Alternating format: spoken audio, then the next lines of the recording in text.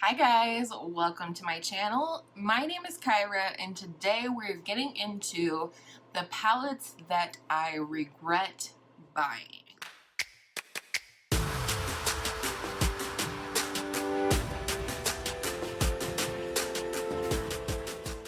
So if you missed yesterday's video, I talked all about the palettes I don't regret buying for one reason or another, and today we're going to do the opposite end of the spectrum and talk about the palettes that I wish I hadn't purchased. I do like these things. That's why they remain and reside in my collection for now. But for one reason or another, I do regret purchasing these products. We're gonna go ahead and talk about the most recent purchase I made that I regret, and that is the Haute Chocolate Collection from e.l.f. And I gotta say, I did tease about this on my Instagram. I didn't get a lot of interest from you guys in general, so I decided not to feature them on my channel. So that's kind of the first reason I regret purchasing them, is because I did purchase them to feature on my channel. However, when there's so little interest, I'm not going to waste a video that I could produce something that I love on something that you guys have no interest in, and therefore I have no interest in putting a video out. These are beautiful palettes. This is the Sugar palette right here. Beautiful, cool tone story. These shadows, in my opinion, are very consistent with their 15 pan palettes, the little bigger ones like the New Classics and the Earth and Ocean. This is everything nice. Really pretty purple, pink, cool tone story again. And then this is the Spice palette, which is a lot warmer in tone. And I've done looks with all of these. And like I said, the main reason that I regret purchasing them is because I planned to feature them on my channel. But the other reason I regret purchasing these is I just don't need them. I have so much eyeshadow as it is. I can't return them because I had to put stickers on the back because they are not in any way marked with the actual name of the palette. So in order to reference them, I put stickers on them. Like I said, I don't need them. I have so many things in my collection that I want to use that don't get enough love because I only have 2 eyeballs, and these are just going to languish, or they're going to prevent me from using the things that I do want to use in my collection. So I do regret purchasing these. I may give them away.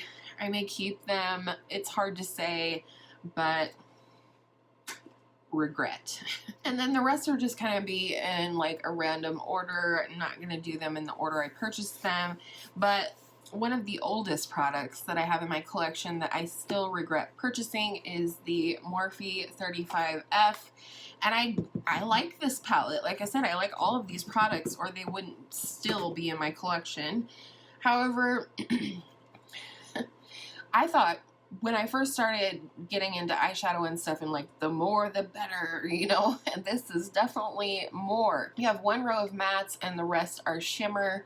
However, these tones in general, the shimmer shades, do look pretty similar on the eyes. This is a beautiful formula. I like the Morphe shimmer formula, and so all of these shadows work very well. And like I said, I do find all the shades to be really beautiful. I perhaps just need to shop my stash for this in the near future, in the new year, since we've already shopped for December. But they're really beautiful. I just don't use them, and I want to. And this is actually the very first palette that came to mind when I was preparing for this video. I don't know why, because it's not an expensive palette by any means, but this is the palette that gives me the most regret, makes me feel the most guilty, because it just sits there. It literally never gets used. I've probably used it less than a handful of times since I've owned it, and I've owned it for probably close on 2 years now.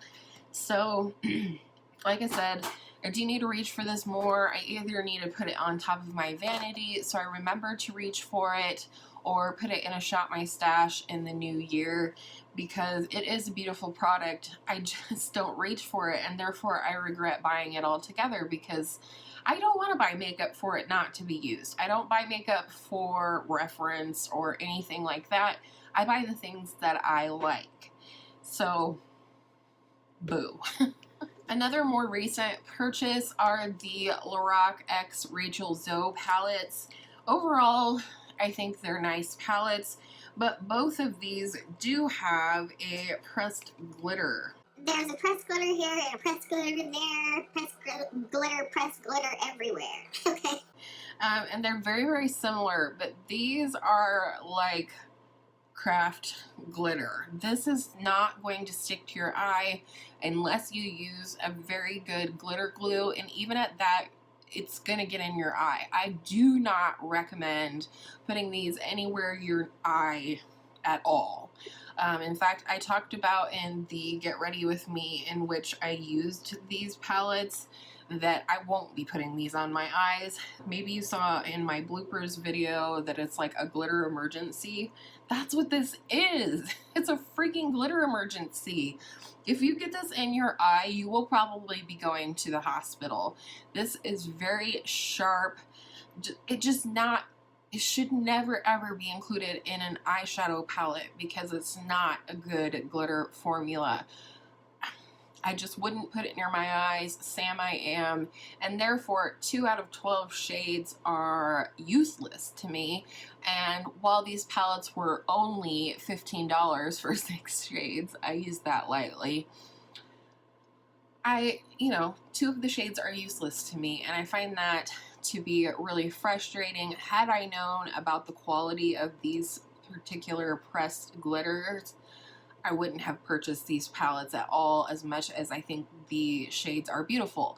That being said, I will use these palettes. I just won't be using the glitter, and I like to make sound and smart investments into my collection. I like to add value to my collection, and this is not a good value for money when 2 of the shades are useless to me. So I do regret buying those, however, I will use them. And now I have fucking glitter everywhere. Again, one of the first palettes that I purchased in my collection years ago now. I think you'll see a theme here that some of these I purchased toward the beginning of my journey in beauty. And at that time, I really didn't know what I wanted in life, in beauty, what have you. I do love this palette. I do still think that this palette adds value to my collection. I just never remember to reach for it in the way that I want to use it. This is the Distortion palette from Urban Decay. These are all duochrome transformer topper type shades. You have like pink, purple, blue, green, and like yellowy orange, and they are beautiful. Like, they absolutely add a very interesting texture to any look. However, I don't reach for them. Not only that, I don't reach for any of the other shades in this palette. And it's really unfortunate, because this was very unique. I don't think it ever really caught on YouTube. I saw a few people talk about this palette, and that's how I came to know about it and to desire it.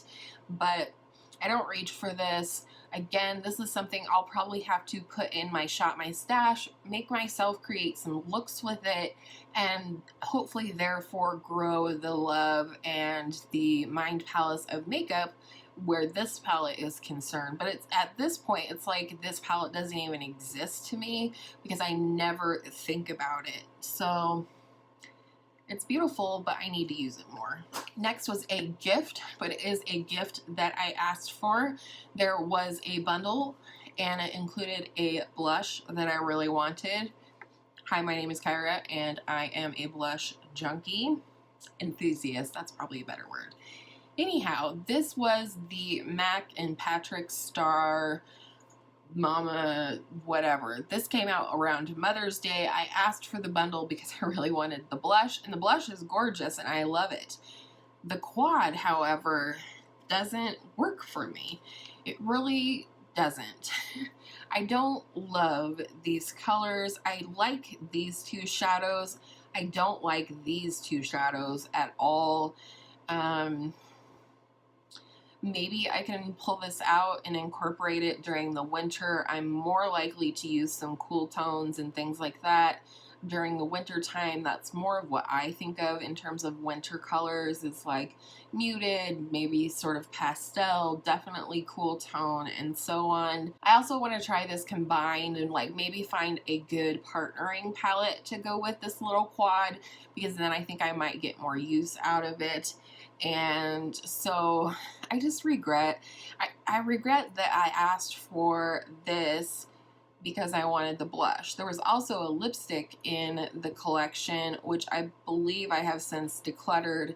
I think it was a mistake to ask for the bundle. Even though I couldn't purchase the blush separately, I asked for the bundle, and now this languishes as well as the lipstick that has been decluttered. So I paid for a bundle, or my husband did, and I got one product out of it that is satisfactory to me.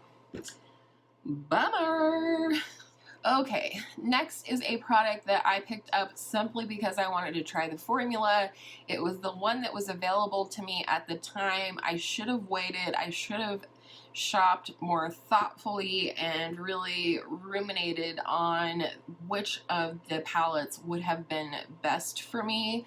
But the one that I picked up is the Milani Pure Passion palette. And this actually is a really beautiful palette. However, these tones pretty much make the same looks every single time. All of these shimmers are very similar. You have some light and mid-tone here, and then pretty much all of these shades look the same on the eyes. I do like this like purpley brown color that you have going on in here. However, I don't know. I don't think these are great quality shadows. I know a lot of people rave about the Milani like palettes like this, and I ultimately think that the, what is it, Soft and Sultry, the cool tone one would have been the best choice for me. Every time I see it, Kelly Gooch talks about all the time, I'm like, yes, that would have been the right one for me. But mostly I regret purchasing this because I just don't like it.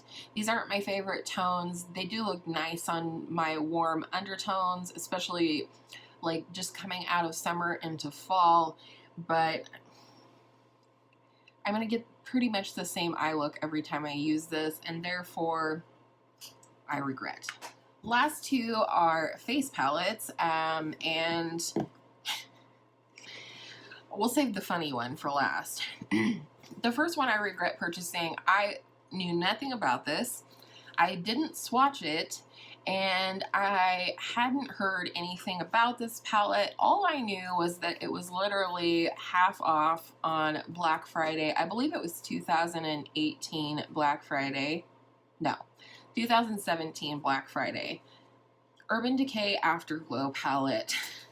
My bestie Jess and I both purchased this palette, and it does look nice. She has since decluttered hers, and I just haven't been able to bring myself to declutter this, but it's very powdery, it's very chunky. These absolutely emphasize every little bit of texture on your skin. It's just not good, for lack of a better way to put it. Definitely more thoughtful now in terms of purchasing palettes with shades that I'm not going to be able to use. Like this one is a beautiful bronze, and yes, I could use it as an eyeshadow, but it's too dark for a highlighter and it is too shimmery for a bronzer. But I just really regret purchasing this. I still haven't had the heart to declutter it. I feel like maybe I'm gonna find a way to apply this in which it will actually look nice and melt into the skin.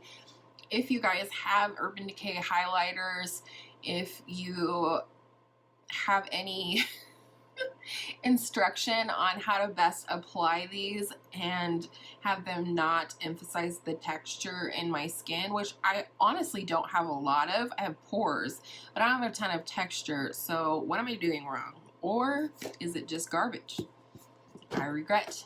Alright, so the next and last palette that I regret purchasing is kind of a funny little story, or I hope it will be for you guys, because, oh goodness, Kyra, this is what I did.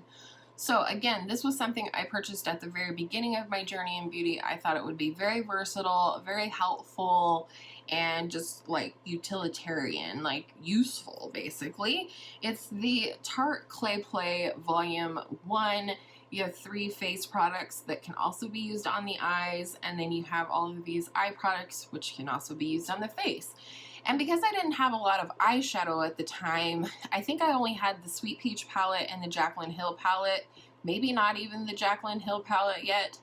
But I purchased this because I thought, wow, there is all the neutral shadows I will ever need, and then I can buy colorful eyeshadow palettes and sort of just build on this base of neutral colors.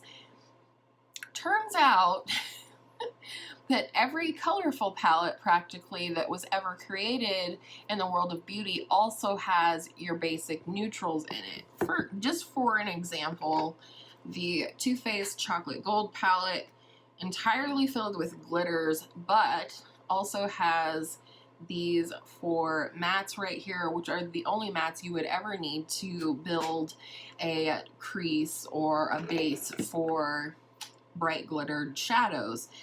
So meanwhile, this has not been used in probably over a year, unless I think I shot my stash for it possibly this year at some point. That's kind of the first thing, but the really funny part is I mentioned to you guys that I had ordered 1 BoxyCharm box. The reason that I was inspired to, what do I want to say, impulse order the BoxyCharm box, which I immediately regretted doing. In fact, I canceled it, but it was too late. They charged me and sent me the box anyways. But there were 2 possible palettes that you could get in addition to your box for signing up as a new subscriber. And I haven't subscribed to BoxyCharm since 2018. So, but one of them was the Tarte Park Avenue Princess little bronzer, beautiful, beautiful face palette that I've wanted for a long time. It's no longer available in your mainstream websites, Ulta, even Tarte online. So I thought, surely I'm going to get that one. Nope.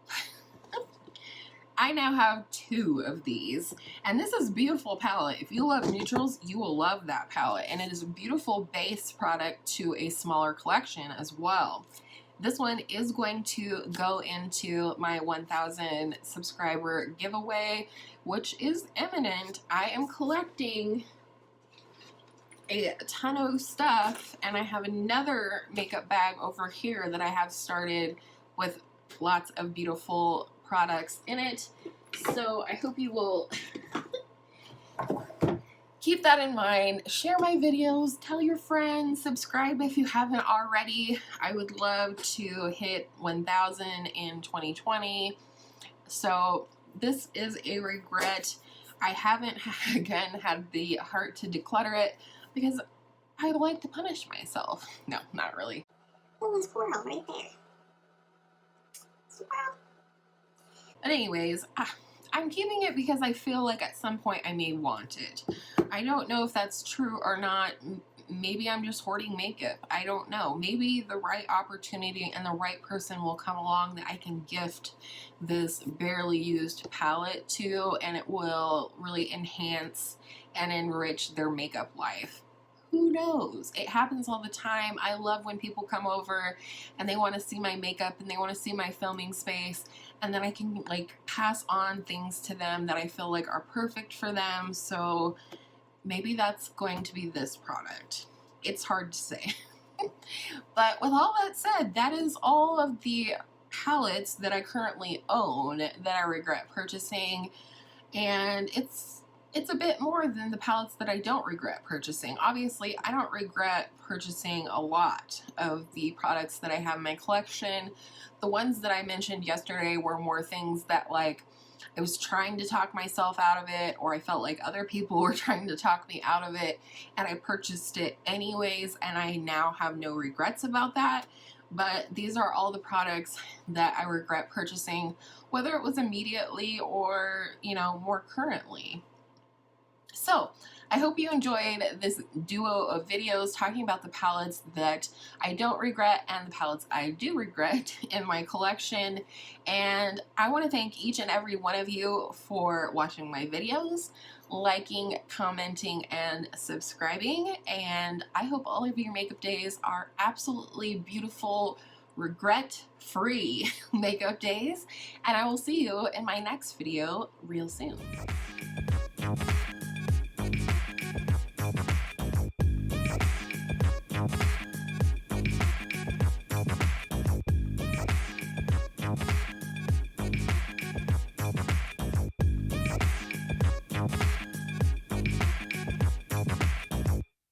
If you missed yesterday's video, I talked all about the products or palettes. So if you missed yesterday's video, get it together.